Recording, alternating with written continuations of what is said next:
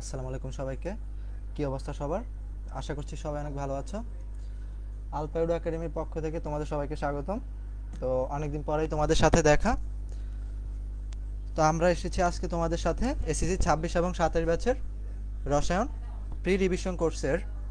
আমরা বলেছিলাম যে তোমাদেরকে আমরা হচ্ছে তোমাদের কেমিস্ট্রি এবং জেনারেল ম্যাথের পুরো যে এসএসসি 26-এর শর্ট সিলেবাস রয়েছে আমরা সেটা পুরোটাই কমপ্লিট করে দিব।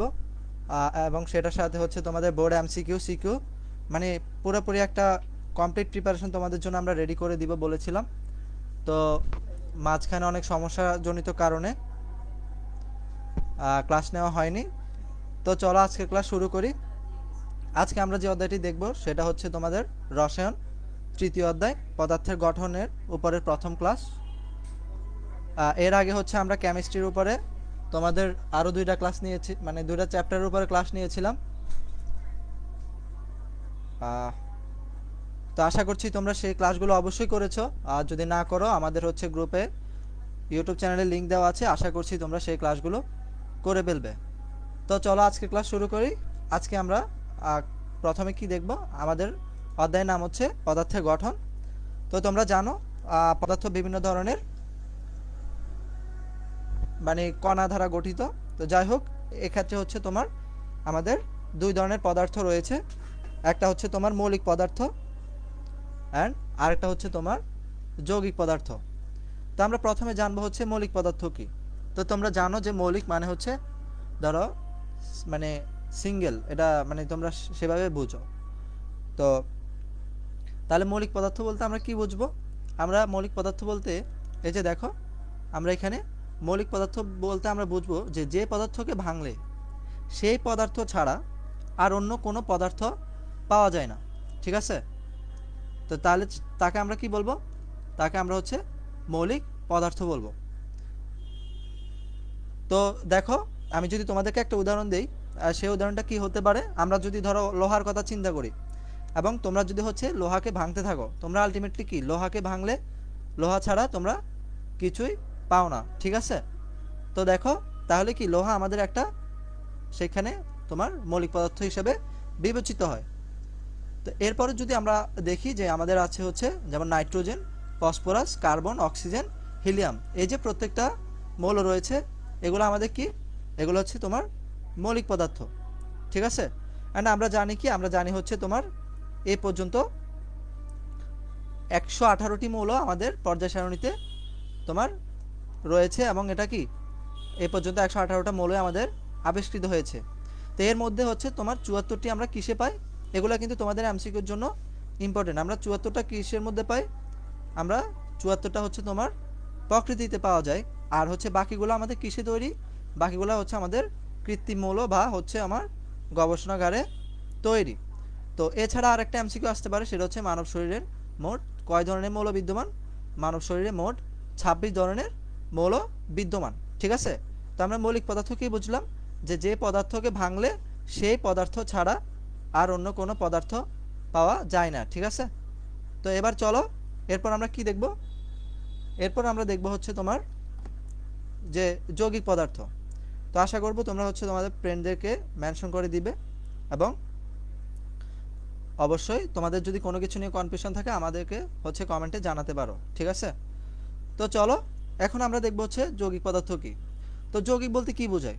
তোমরা মানে সহজে বুঝো, যৌগিক হচ্ছে দুইটা পদার্থের মিশ্রণ। ঠিক আছে? দুইটা পদার্থের মিশ্রণ, এটাই তো কি আমার, এটা হচ্ছে আমার যৌগিক পদার্থ। ঠিক আছে?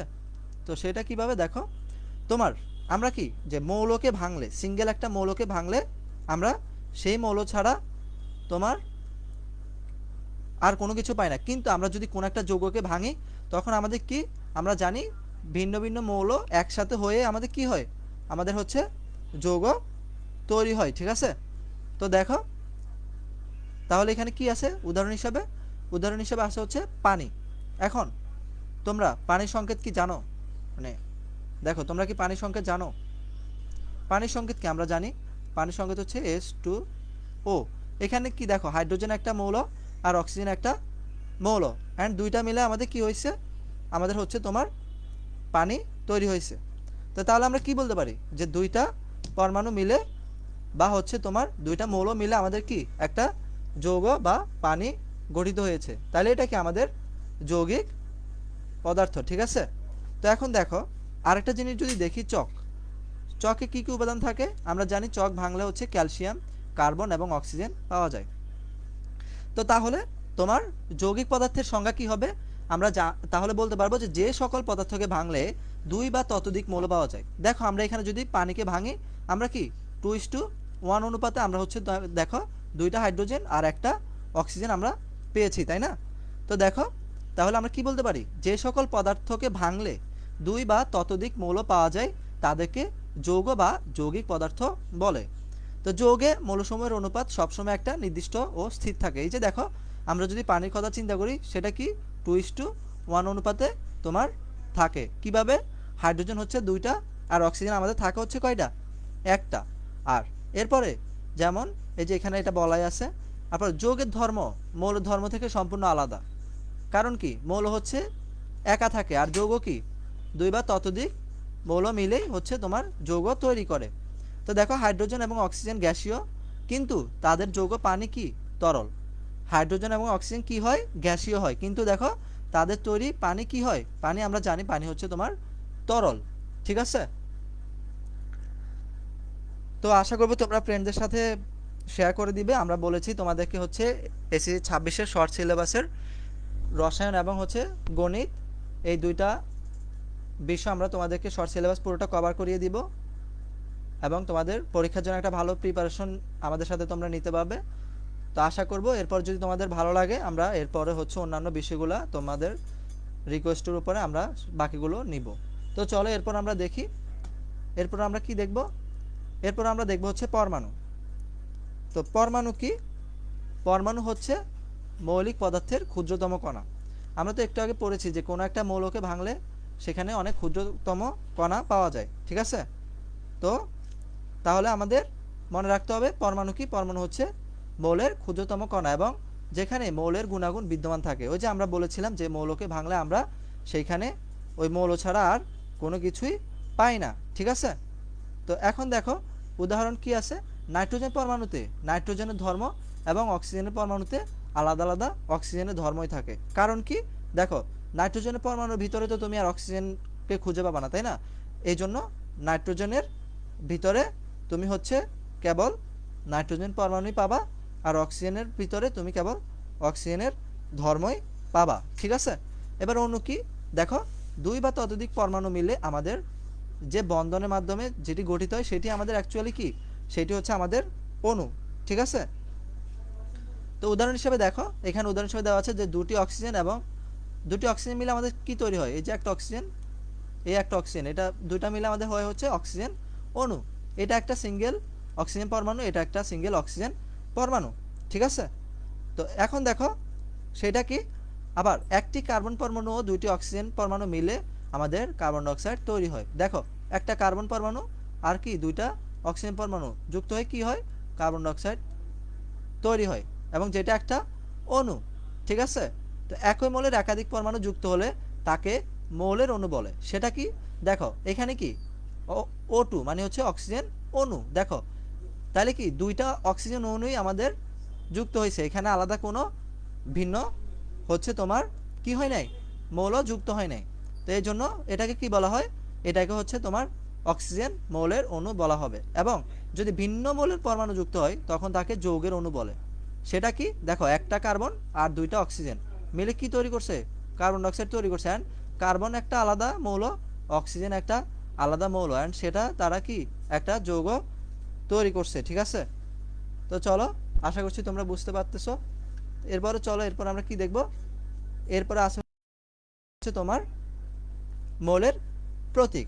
তো আমি আসলে হচ্ছে তোমাদের জন্য এই অধ্যায়ে যে ইম্পর্টেন্ট টপিকগুলো আছে, যেহেতু তোমাদের পরীক্ষার সামনে তোমাদের প্রি টেস্ট পরীক্ষা এবং তোমাদের পরীক্ষায় হচ্ছে এসব অধ্যায় থেকে তোমার সিকিউ এবং এমসিকিউ আসবে, এই জন্য আমি তোমাদের জন্য ইম্পর্টেন্ট যে টপিকগুলো সেগুলোই কভার করার চেষ্টা করেছি। ঠিক আছে। তো দেখো এরপর আমরা দেখব হচ্ছে মৌলের প্রতীক। তো প্রতীক মানে কি? দেখো প্রতীক হচ্ছে কোনো মৌলের ইংরেজি বা ল্যাটিন নামের সংক্ষিপ্ত রূপ। এখন সেটা কি রকম সেটা দেখো আমরা আমরা তো জানি পর্যায় সারণীর প্রথম মৌল কি, পর্যায় সারণীর প্রথম মৌল হচ্ছে হাইড্রোজেন। ধরো আমি পুরোটা কেন লিখলাম দেখো, তুমি কি পর্যায় সারণীতে পুরো হাইড্রোজেন এই লেখাটা দেখো? অবশ্যই না।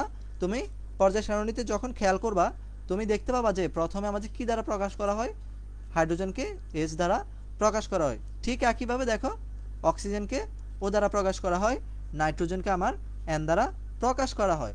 তো এখানে কি বলা আছে, কোনো মৌলের ইংরেজি বা ল্যাটিন নামের সংক্ষিপ্ত রূপকে আমার কি বলা হয়, প্রতীক বলা হয়। তো প্রতীক লেখার ক্ষেত্রে আমাদেরকে অবশ্যই কিছু নিয়ম মানতে হবে, ঠিক আছে? তো প্রথম নিয়ম কি দেখো, নিয়ম 1, সেটা হইতেছে কোনো মৌলের ইংরেজি নামের প্রথম অক্ষর দিয়ে প্রতীক লেখা হয়। দেখো আমরা হাইড্রোজেনকে পুরো কি লিখছি, শুধু আমরা H দিয়ে ডিনোট করছি, ঠিক আছে? এরপর আমরা যদি আসি অক্সিজেনের ক্ষেত্রে, সেটা আমরা কি করলাম, আমরা শুধুমাত্র O লিখলাম। এরপর আমরা যদি নাইট্রোজেনের ক্ষেত্রে দেখি সেম একইভাবে আমরা শুধু N লিখেছি, ঠিক আছে? তো এই যে দেখো হাইড্রোজেনের ক্ষেত্রে H, কার্বনের ক্ষেত্রে তোমার C, আর অক্সিজেনের ক্ষেত্রে আমরা কি লিখেছি, আমরা হচ্ছে O লিখেছি, ঠিক আছে? তো এটা হচ্ছে আমার মৌলের প্রতীক। এরপরে দেখো, এরপর আমার কি আছে, এরপরে দ্বিতীয় যে নিয়মটি ফলো করা হয় সেটা হচ্ছে যদি নামের প্রথম অক্ষর এক হয়। দেখো একটি প্রতীক শুধু বড় হাতের অক্ষর, এই যে আমরা আগে পড়েছি যে বড় হাতের অক্ষর দিয়ে প্রকাশ করা হয়, এবং বাকিগুলোতে যদি তোমার কি হয়, প্রথম অক্ষর বড় হাতের, দেখো প্রথম অক্ষর বড় হাতের এবং দ্বিতীয় অক্ষর যদি ছোট হাতের হয়, তাহলে আমরা কিছু কিছু মৌলকে কি সেভাবে প্রকাশ করি। দেখো কার্বন যেভাবে আছে সেভাবে আমরা হচ্ছে ওই যে দেখলাম যে সিঙ্গেল আমরা কার্বনকে প্রকাশ করলাম, ঠিক আছে? কিন্তু তুমি দেখো যদি আমরা ক্লোরিনের কথা চিন্তা করি, দেখো ক্লোরিনের ক্ষেত্রে আমরা কি করলাম, এখানে Cl দ্বারা প্রকাশ করলাম। তো প্রথমটি আমাদের C বড় হাতের আর দ্বিতীয় অক্ষর আমাদের কি L ছোট হাতের। ক্যালসিয়ামের ক্ষেত্রে যদি আমরা চিন্তা করি, দেখো C আমাদের বড় হাতের আর A আমাদের কি ছোট হাতের, ঠিক আছে? তো আমরা তোমার এভাবে হচ্ছে মানে আর কি মৌলগুলোকে নাম প্রকাশ করি, ঠিক আছে? সেম একইভাবে কোবাল্ট দেখো, তারপর হচ্ছে ক্যাডমিয়াম, তারপর হচ্ছে ক্রোমিয়াম।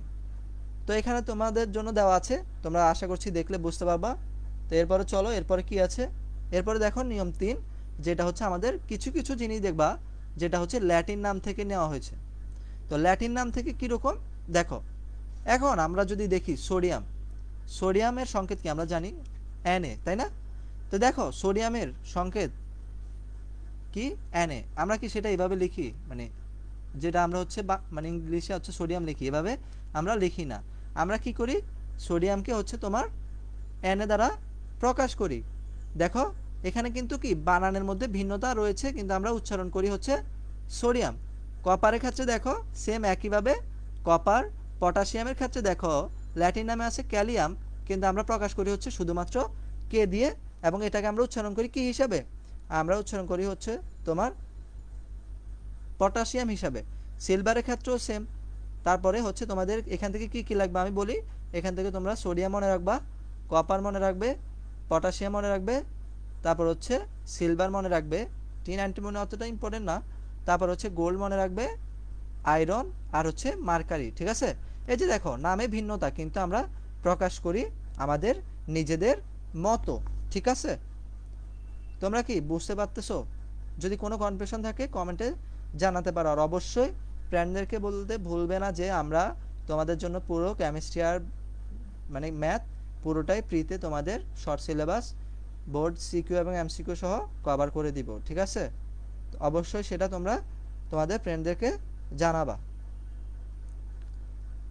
তো চলো এরপর আমরা দেখি, এরপর আমাদের কি আছে দেখো, এরপর আছে আমাদের হচ্ছে সংকেত। তো দেখো সংকেত কি, একটি অণুকে প্রকাশ করার জন্য আমরা সংকেত ব্যবহার করি।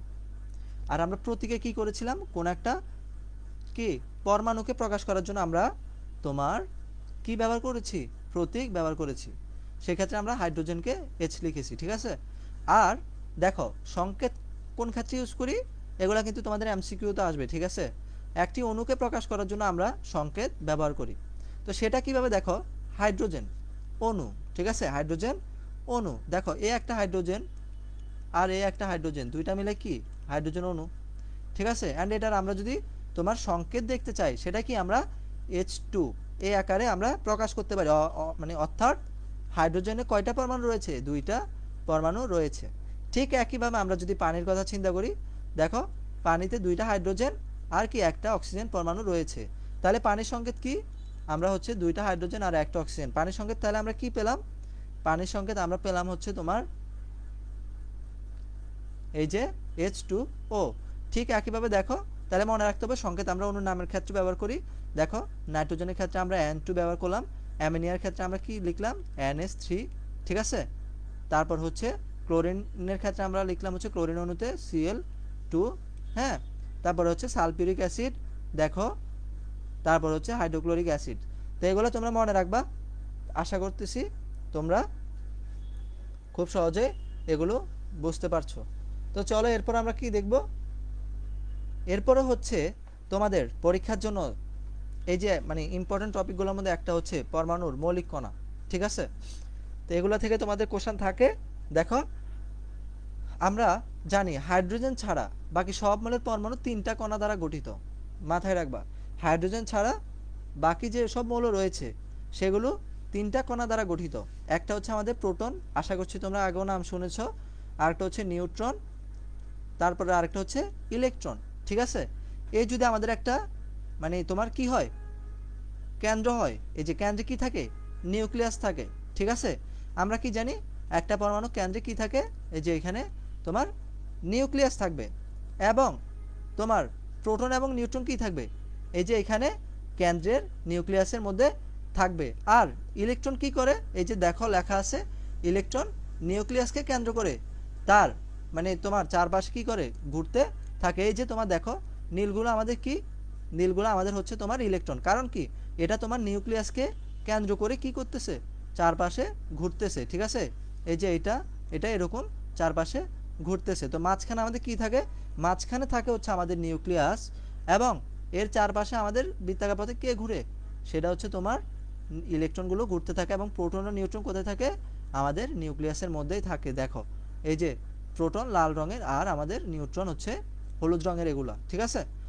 এখন দেখো মোস্ট ইম্পর্টেন্ট তোমাদের এমসিকিউর জন্য যেটা, সেটা হইতেছে ইলেকট্রন, তারপরে হচ্ছে প্রোটন আর নিউট্রন, এগুলার যে হচ্ছে তোমার বেসিক গঠন, সেটার মধ্যে এগুলার এই যে আধান, তারপর হচ্ছে আধানের মান, ভর, আপেক্ষিক আধান, আপেক্ষিক ভর, এগুলা কি হয়?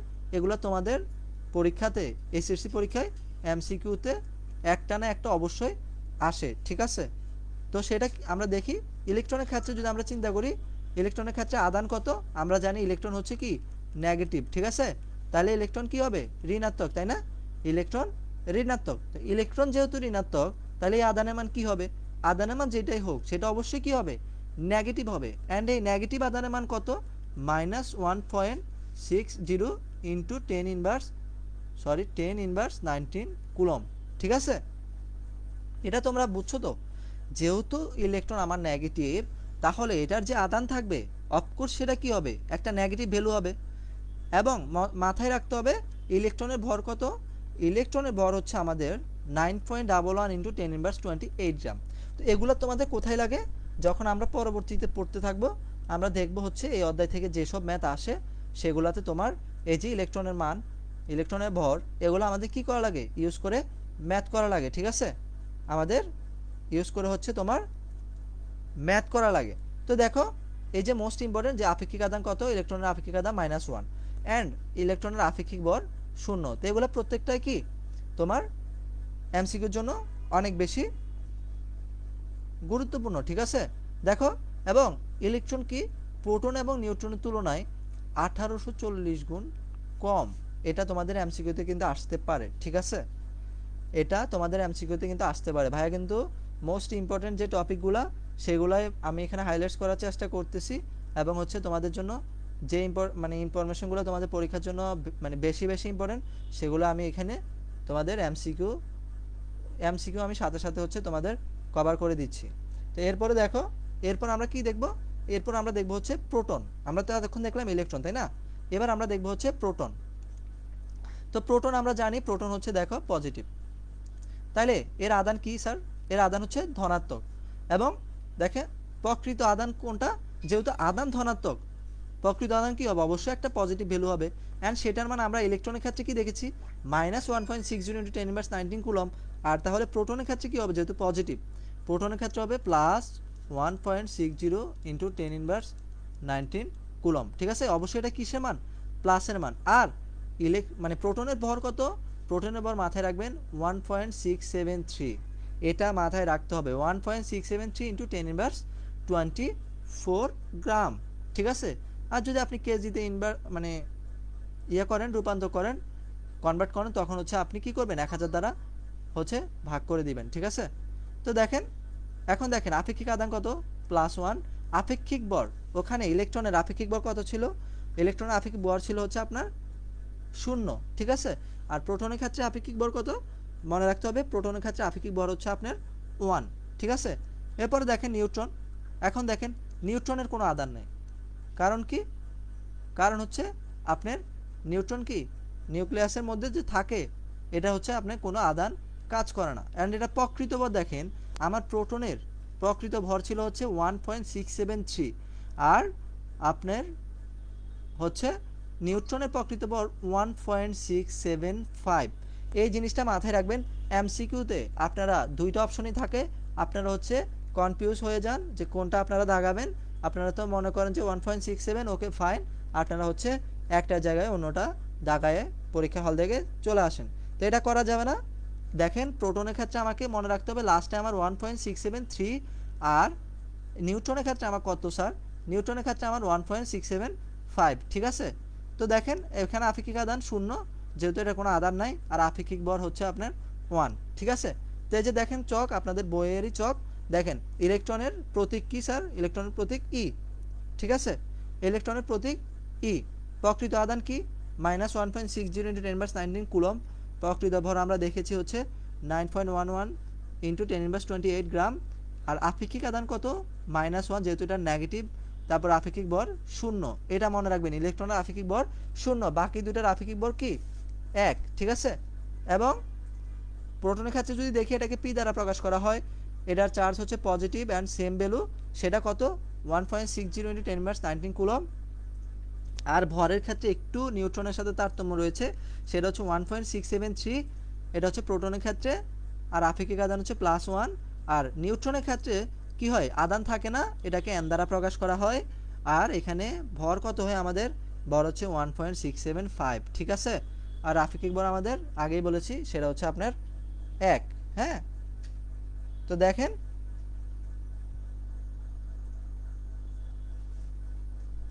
তো এখন দেখেন যেটা, এরপর আমরা কি দেখব, এরপর আমরা দেখব হচ্ছে পারমাণবিক সংখ্যা। তো আপনারা যখন পর্যায় সারণীর দিকে তাকান, তখন আপনারা হচ্ছে একটা, এই যে দেখেন কি বলে, ধরেন আপনি হাইড্রোজেনের কথা যদি চিন্তা করেন, দেখবেন আপনার এখানে কি থাকে, একটা সংখ্যা লেখা থাকে। ঠিক আছে, তো আপনার পারমাণবিক সংখ্যা, সেটা কিভাবে আপনাকে এখন আমি বলতেছি। দেখেন সংজ্ঞা, যে কোনো মোলের পরমাণু নিউক্লিয়াসে উপস্থিত প্রোটনের সংখ্যাই হচ্ছে তার পারমাণবিক সংখ্যা। মনে রাখতে হবে, কোনো মোলের নিউক্লিয়াসে উপস্থিত যে প্রোটন সংখ্যা, সেটাই হচ্ছে আমার কি পারমাণবিক সংখ্যা। তাহলে এখন দেখেন, আপনি হাইড্রোজেনের কথা যদি চিন্তা করেন, এই যদি এটা একটা হাইড্রোজেন হয়, তাহলে আপনি মাথায় রাখবেন যে হাইড্রোজেনের নিউক্লিয়াসে প্রোটন সংখ্যা আমার কতটা থাকে, এই যে এখানে একটা থাকে। ঠিক আছে, তাহলে আমাদের হাইড্রোজেনের পারমাণবিক সংখ্যা আমাদের কত, পারমাণবিক সংখ্যা এই যে দেখেন 1। তো একটি এই যে পারমাণবিক সংখ্যা, এটা হচ্ছে আপনার কি পর্যায় সারণীতে কোনো একটা পরমাণুর পরিচয়। আপনাকে যদি কার্বন বলি, ঠিক আছে, কার্বনের কত 6 না, তাহলে দেখেন আপনি কি, যখন হচ্ছে আমি বলবো যে কোনো একটা মৌলের হচ্ছে পারমাণবিক সংখ্যা কত, ধরেন আপনার বললাম হচ্ছে 11। এখন আপনি যদি 11 জানেন যে হচ্ছে পর্যায় সারণীতে পারমাণবিক সংখ্যা 11, সেটা কি, অবশ্যই আপনারা জানেন সেটা হচ্ছে কি আমার সোডিয়াম। তাহলে আমি যদি পারমাণবিক সংখ্যা বলে দিই, আপনারা সহজে পরমাণু মানে মৌলগুলোকে কি আপনার পর্যায় সারণী থেকে অবশ্যই আপনারা সহজে মানে চিনতে পারবেন, তাই না। তো দেখেন হিলিয়ামের ক্ষেত্রে দেখেন, আমরা জানি হিলিয়ামের ক্ষেত্রে কি, হিলিয়ামের ক্ষেত্রে হচ্ছে 2। ঠিক আছে, অক্সিজেনের ক্ষেত্রে কি, আমরা জানি অক্সিজেনের ক্ষেত্রে হচ্ছে 8। হ্যাঁ, তো দেখেন এখন মনে রাখতে হবে যে পরমাণু বৈদ্যুতিকভাবে নিরপেক্ষ, মানে এটা হচ্ছে আপনার কি পজিটিভ এবং নেগেটিভ আয়ন থাকে, যার কারণে কি এটা হচ্ছে আপনার বৈদ্যুতিকভাবে হচ্ছে নিউট্রাল থাকে। ঠিক আছে, তো সেটা আপনারা বুঝবেন। দেখেন এরপরে আছে হচ্ছে আপনার ভর সংখ্যা। এরপর আছে কি, এরপর আছে হচ্ছে আপনার ভর সংখ্যা। আচ্ছা, আপনারা কি ক্লাসটা মানে পুরোপুরি বুঝতে পারতেছেন?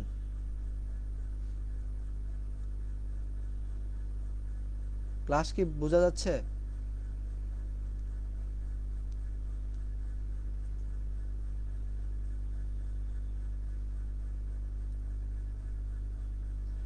একটু জানান ক্লাস কি ঠিকমতো মানে বুঝতে পারতেছেন কিনা আপনারা।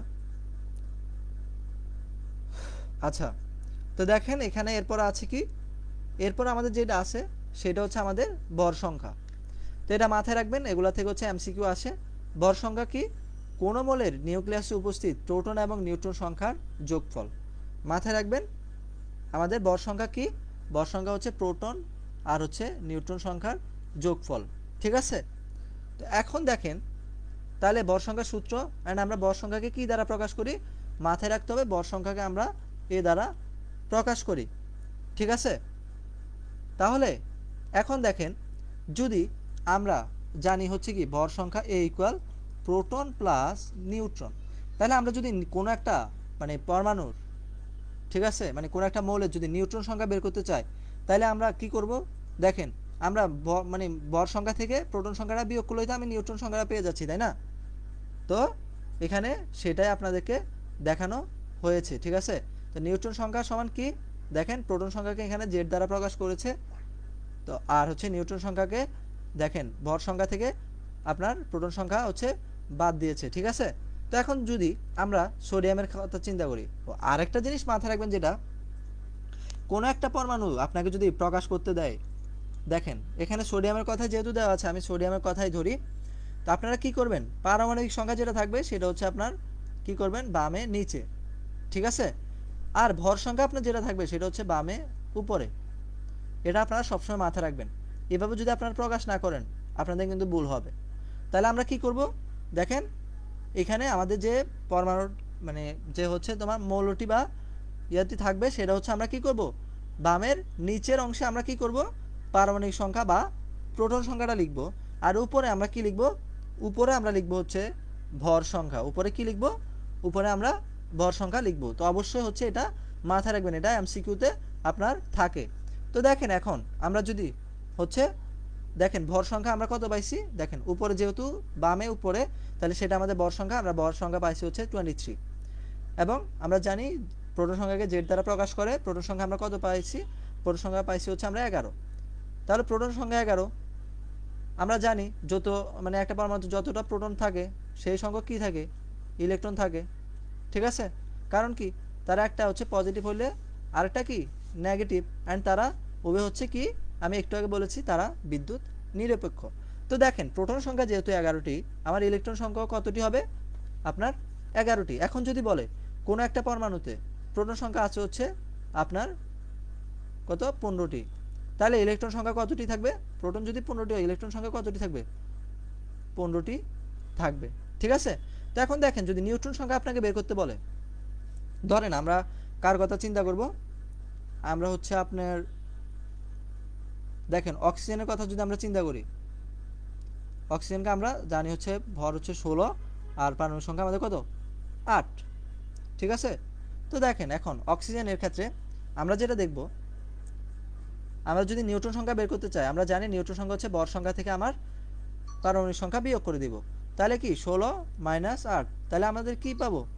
আমাদের হচ্ছে 8 পাবো, অ্যান্ড এটা আমাদের কি নিউট্রন সংখ্যা। এখন দেখেন উদাহরণে এখানে দেওয়া আছে হচ্ছে সোডিয়ামের ক্ষেত্রে, সোডিয়ামের ভর সংখ্যা আমরা কত পেলাম? 23। তো সেটা আমরা লিখলাম 23, আর হচ্ছে আমরা প্রোটন সংখ্যা পাইলাম হচ্ছে আপনার 11। তো দেখেন আর তাহলে আমরা কি পাবো? আমরা হচ্ছে আমাদের নিউট্রন সংখ্যা পাবো। ঠিক আছে? তো আপনাদের আর কি যে দেখেন এই যে আমি এতক্ষণ ধরে যেগুলো যেগুলো বললাম বা যেগুলো পড়ালাম, এগুলো আপনাদের বোথ এমসিকিউ, এবং এগুলো থেকে আপনারা হচ্ছে কি পাবেন? আপনাদের শর্ট কোশ্চেন মানে হচ্ছে ক নাম্বার বা খ নাম্বার এই অনুধাবন বা হচ্ছে জ্ঞানমূলক এগুলো আপনারা পেয়ে যাবেন। এবং আপনারা তো হচ্ছে এমসিকিউগুলো যেগুলো ম্যাথ টাইপের আসবে সেগুলো তো আপনারা আশা করব অবশ্যই পারবেন। তা আশা করব আপনারা আপনাদের ক্লাসটা বুঝতে পেরেছেন। দেখেন এখানে আমি হচ্ছে লাস্ট কি করেছি, দেখেন হাইড্রোজেনের ক্ষেত্রে আমরা যদি চিন্তা করি, আমরা যা জানি হাইড্রোজেন যেহেতু পর্যায় সারণীর 1 নাম্বার মৌল, তাহলে সেটার হচ্ছে প্রোটন সংখ্যা 1 এবং আমরা জানি ভর সংখ্যাও 1। তাহলে আমাদের কি প্রোটন সংখ্যা সমান ইলেকট্রন সংখ্যা থাকে, তাহলে আমাদের ইলেকট্রন সংখ্যা হচ্ছে আমাদের কি 1। এখন যদি আমরা নিউট্রন সংখ্যা বের করতে চাই, আমরা জানি হচ্ছে ভর সংখ্যা থেকে প্রোটন সংখ্যা বিয়োগ দিয়ে, ভর সংখ্যা ছিল 1, প্রোটন সংখ্যা ছিল 1, সেটা বিয়োগ করলে আমরা 0 পাই। অ্যান্ড আমরা যদি প্রকাশ করতে চাই, উপরে আমাদের কি ভর সংখ্যা যেটাকে এ দ্বারা, আর নিচে আমাদের হচ্ছে প্রোটন সংখ্যা যেটাকে জেড দ্বারা প্রকাশ করে। তো দেখেন আমরা যদি হিলিয়ামের কথা চিন্তা করি, আমরা জানি হিলিয়াম হচ্ছে পর্যায় সারণীর দ্বিতীয় মৌল, যেটার হচ্ছে পারমাণবিক সংখ্যা 2 বা প্রোটন সংখ্যা হচ্ছে 2, যেটা হচ্ছে আমাদের জেড। আর আমরা জানি ভর সংখ্যা হচ্ছে আমাদের 4, যেটা হচ্ছে আমাদের এ দ্বারা প্রকাশ করা হয়। আমরা জানি প্রোটনের সমান সংখ্যক ইলেকট্রন আমাদের ওই পরমাণুতে রয়েছে, তাহলে আমাদের হিলিয়ামের যে ইলেকট্রন সংখ্যা সেটা আমাদের হবে হচ্ছে 2। আর তাহলে আমাদের নিউট্রন সংখ্যা কত হবে? মানে আশা করব সহজে বুঝতে পারতেছেন যে আমরা হচ্ছে মোট ভর সংখ্যা থেকে আমরা কি করব, প্রোটন সংখ্যাটা বিয়োগ দিব, তাহলে আমরা পাবো হচ্ছে আলটিমেটলি 2। অ্যান্ড আমরা এটাকে কিভাবে প্রকাশ করব? আমরা বলেছি আমাদের হিলিয়াম প্রথমে হচ্ছে হচ্ছে মানে সংখ্যাটা লিখব, লেখার পরে নিচে আমরা দিব হচ্ছে প্রোটন সংখ্যা। প্রোটন সংখ্যা আমরা কত লিখব? 2। আর উপরে আমরা লিখব হচ্ছে ভর সংখ্যা। এভাবে হচ্ছে আপনারা কি করবেন, আপনাদের মানে যদি এমসিকিউতে থাকে অবশ্যই মাথায় রাখবেন, বামের নিচে প্রোটন সংখ্যা, উপরে ভর সংখ্যা। তো আশা করব আজকের ক্লাসটি আপনারা অবশ্যই ভালো মতো বুঝতে পেরেছেন। আমাদের ক্লাসের রুটিন আমাদের গ্রুপে এবং পেজে দেওয়া আছে, ঠিক আছে? তো আপনাদেরকে যেহেতু কথা দিয়েছি যে আপনাদের কেমিস্ট্রি এবং ম্যাথের যে এসএসসি শর্ট সিলেবাস, সেটা আমরা খুব ভালো মতো আপনাদেরকে কমপ্লিট করে দিব। তো সেই অনুযায়ী প্রত্যেক সপ্তাহে আপনাদেরকে হচ্ছে রুটিনগুলো প্রোভাইড করা হবে, প্রত্যেক সপ্তাহে রুটিন। যেহেতু আমারও হচ্ছে ক্লাস থাকে, এই জন্য আমি হয়তোবা যেদিন বলবো সেদিন নাও নিতে পারি, অবশ্যই সেগুলো আপনাদেরকে রিশিডিউল টাইমটা জানিয়ে দেওয়া হবে। তো অবশ্যই আপনারা জানাবেন ক্লাসটা কেমন লেগেছে, আর যদি কোনো কনফিউশন থাকে সেটা আমাদেরকে অবশ্যই জানাবেন। তো আজকের ক্লাস এই পর্যন্ত। আশা করব আপনারা হচ্ছে প্রিভিয়াস ক্লাসগুলো করে ফেলবেন। তো সেই পর্যন্ত ভালো থাকবেন সবাই। নেক্সট ক্লাসে আপনাদের সাথে দেখা হবে। আসসালামু আলাইকুম সবাইকে।